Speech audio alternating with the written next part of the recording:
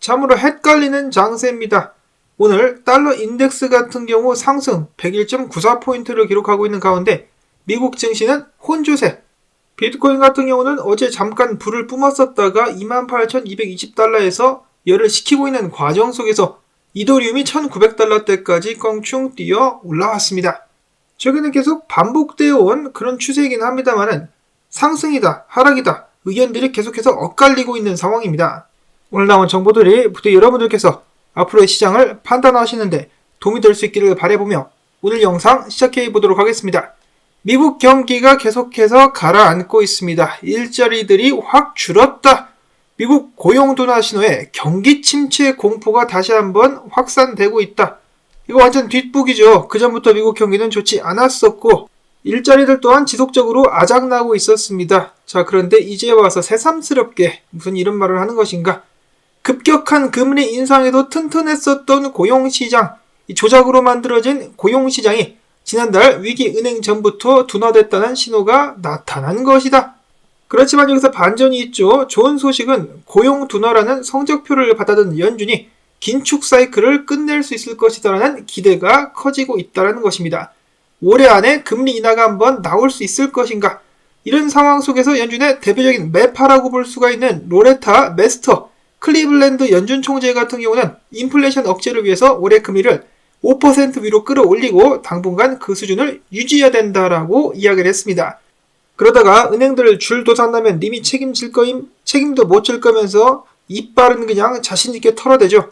한편 시장 같은 경우는 미국의 금리 인상을 믿지 않는다라는 듯이 미국의 부동산 시장 30년 만기주택 고정 몰기지 금리가 4주 연속으로다가 하락을 했습니다. 궁지에 몰린 연준은 과연 어떤 선택을 내리게 될 것인가? 이렇게 나라가 심란한 상황 속에서도 바이든의 우크라이나 사랑은 계속됩니다. 나라가 난리가 났고 아직도 부채 한도 조정이 안 된 상황 속에서 우크라이나에 무기 지원 26억 달러치를 한다라고 밝혔네요.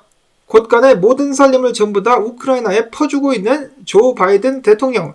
한편 바이든 정권 같은 경우는 최근에 기업 등을 대상으로 세금을 더 뜯겠다라고 해가지고 논란이 크게 되기도 했었죠. 국민들의 고열을 빨아가지고 우크라이나에 갖다주고 있는 바이든 대통령. 진짜 속내는 무엇일까? 궁금합니다. 자, 이런 상황 속에서 최근 논란의 폭풍의 중심에 서 있는 도널드 트럼프 전 대통령. 그는 지지자들에게 최근 이렇게 이야기를 했다라고 합니다. 지금 미국의 달러가 추락하고 있다. 조만간에 달러는 기축 지위를 잃어버리게 될 것이며 미국은 200년 만에 최악의 실패를 맛보게 될 것이다라고 이야기를 한 것인데요. 그 말이 맞죠. 지금 달러는 지위를 잃어가고 있습니다. 자, 물론 생각보다 빠르게 변화가 진행되고 있긴 합니다만 그렇다고 해서 내일 당장 달러가 그 기축 지위를 잃어버릴 것이다라고 생각하지는 않습니다. 제 예상이긴 하지만 그래도 적어도 한 10년 걸리지 않을까. 왜냐? 전 세계가 부채를 엄청나게 짊어지고 있는데 대부분이 달러 빚이기 때문이죠. 달러 빚을 다 갚기 전까지는 그래도 기축 자리를 유지할 수 있지 않을까. 문제는 달러 빚이 다 갚아지게 되고 나면 모든 달러가 미국으로 다시 돌아오게 되면서 미국은 하이퍼 인플레이션을 맞이하게 될 수밖에 없겠죠. 그렇기 때문에 미국에 계신 분들은 지금부터 준비를 착실히 하셔야 될 것 같습니다. 준비의 일환 중에 하나로 뭐 해야 됩니까? 비트코인 사야죠. 비트코인 사야 됩니다. 마이클 셀러도 똑같은 생각을 하고 있는 것이 아닌가 싶은데요. 마이크로스트레지가 이번에 1045개의 비트코인을 추매했다라고 합니다. 자, 이 회사 같은 경우는 비트코인을 무려 14만 개나 들고 있게 되는데요. 나중에 달러가 기축 자리를 잃어버림과 동시에 비트코인이 빛을 낼 수 있다 그러면은 마이크로스트레지가 미국 전체를 먹여 살릴 수도 있겠다라는 생각마저 듭니다. 자, 아무튼 간에 이번 매입 같은 경우는 평단이 28,016달러라고 하네요. 한편 비트코인의 최근 가격 움직임 괜찮죠? 긍정적인 무빙을 연달아서 이어서 보여주고 있는 가운데 비트코인, 새우, 이 개미 투자자들이 최근 달마다 비트코인을 무려 37,000개씩 사재 끼고 있다고 하는 것인데요. 소매 투자자들의 공격적인 매수, 일반인들의 반란이 시작된다라기보다는 사람들도 불안하니까 사는 것이겠죠. 원체인 분석 기관인 글래스노드에 따르면 비트코인 1개 미만을 보유한 새우들의 총 보유고는 약 129만 개로 최근에 가파르게 보유량이 늘어나고 있는 가운데 매입 속도 같은 경우는 월간 37,000개, 개미들끼리 모여가지고 마이크로 스토리지보다 더욱더 많은 양을 열심히 매입을 해주고 있습니다. 개미들 화이팅!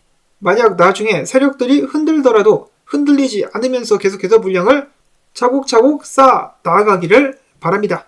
다음으로 이어서 최근에 한 고래가 대량의 비트코인을 움직였다고 하는데요. 17,769개를 움직였는데 다행히도 아직까지 거래소로 이동한 물량은 없었다라고 하는 상황 속에서 카프리올레 캐피탈의 창업자이자 비트코인 해시리본 지표를 만든 찰스 에드워즈는 최근에 이렇게 이야기를 했다라고 합니다. 비트코인을 생산하기 위해 드는 전기 비용을 나타내는 지표가 역사적인 터닝 포인트에 도달을 해버렸다. 과거에도 해당 지표가 바닥을 찍고 추세가 전환됐을 때마다 결정적인 투자 기회가 찾아왔다. 즉 후에 가격이 겁나게 많이 올랐다라고 이야기를 하면서 비트코인 관련 온체인 지표인 야드스틱 차트도 1919년 저점을 찍고 반등할 당시와 유사한 패턴을 그리고 있다라고 이야기를 했습니다. 이런 식으로다가 튀어 올라간다. 가즈아 비트코인이라고 외쳐보고 있는 것이죠.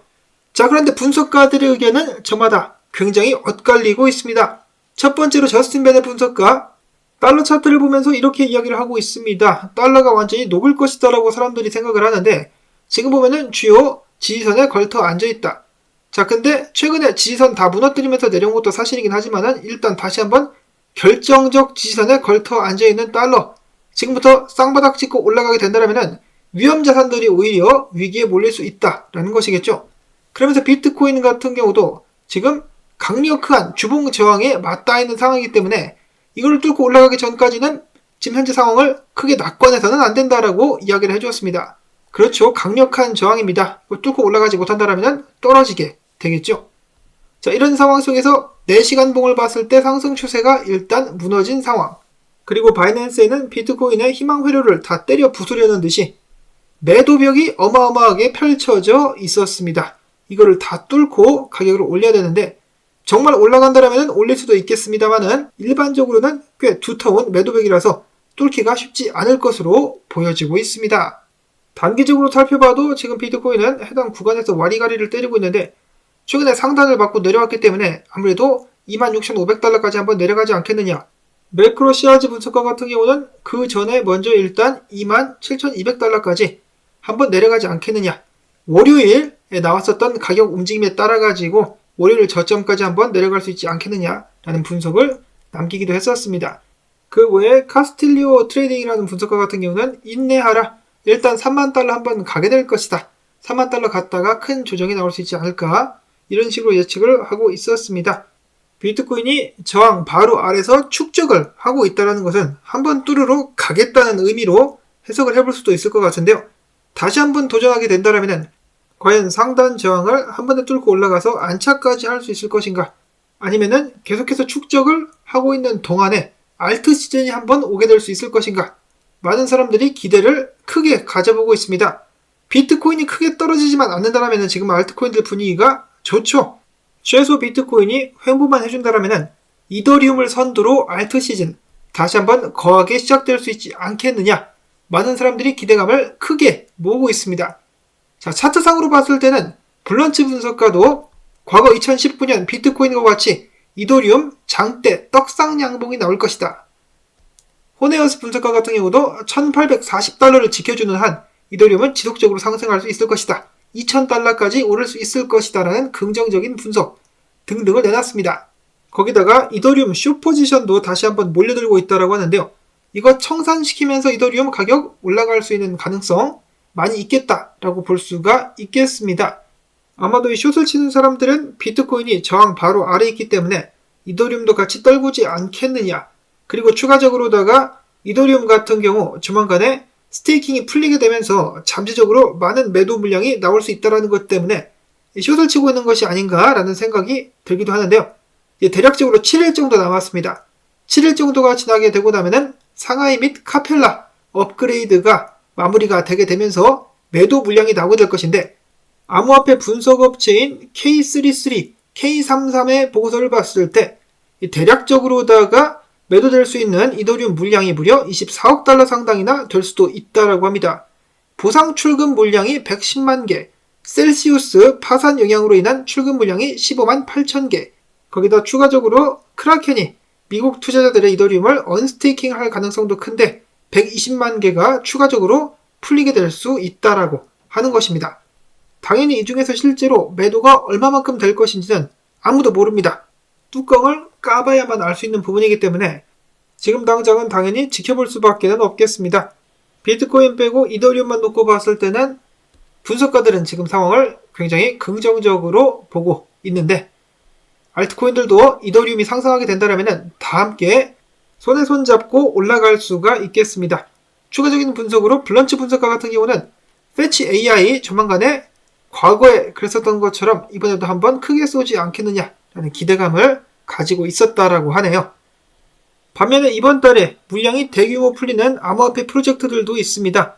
첫 번째로는 DYDX 같은 경우 4월 12일 00시 1600만 달러 상당의 암호화폐가 풀리게 될 것이며 앱토스 같은 경우는 4월 12일 9시 5180만 달러 상당의 토큰 언락, 그 다음에 원숭이 코인 같은 경우는 4월 17일 9시 6660만 달러 상당의 코인이 언락될 것이며 엑시 인피니티 같은 경우는 4월 17일 밤 10시 10분에 3260만 달러 상당의 코인들이 풀리게 될 예정이다라고 합니다.